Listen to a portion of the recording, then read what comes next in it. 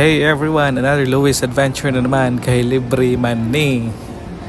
Excited kay ko to share our journey together with our Pancom teams, Belcris from Cebu to Japan.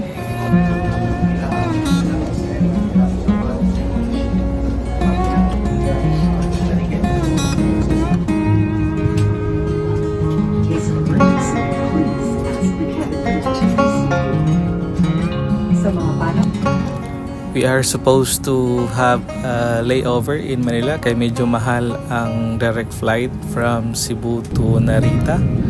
However, ang atong biyahe padung sa Manila is not so smooth because of Typhoon Enteng.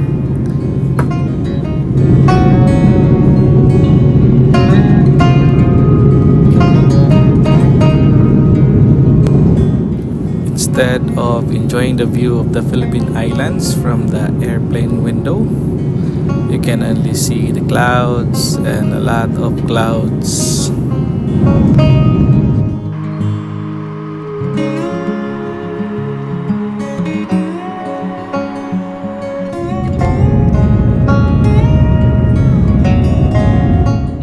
Nagtuyok-tuyok pagyod ang plane over Taguig kay cloudy kaayo if largohon nato ang Pasay.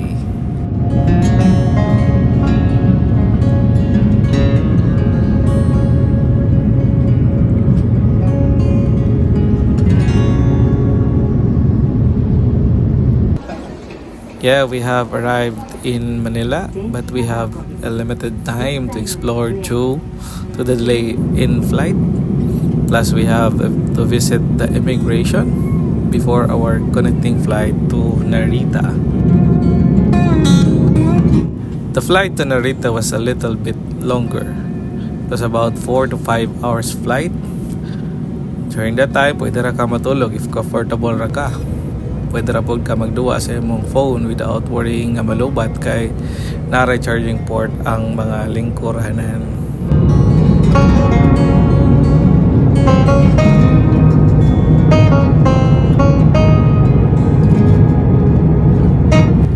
Just a tip when traveling to Japan,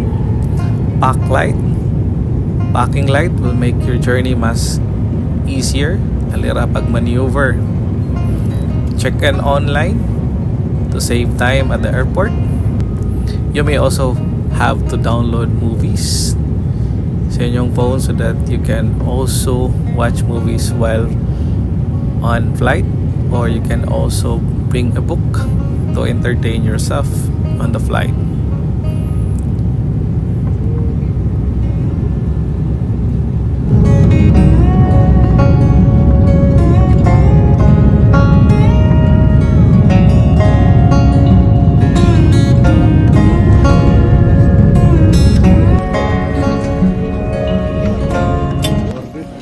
We finally arrived in Narita.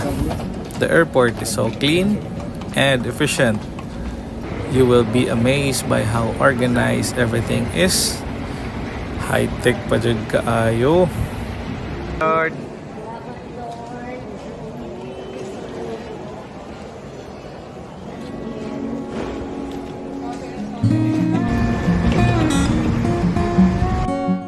To recap, the journey was long, but it was definitely worth it.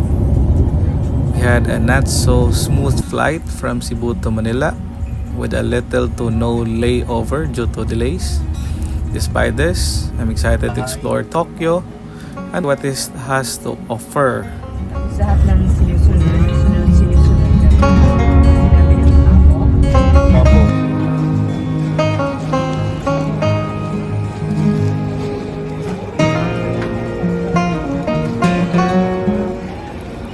Thanks for watching. Don't forget to like, comment, and subscribe for more travel adventure. See you in my next video from Tokyo, Japan.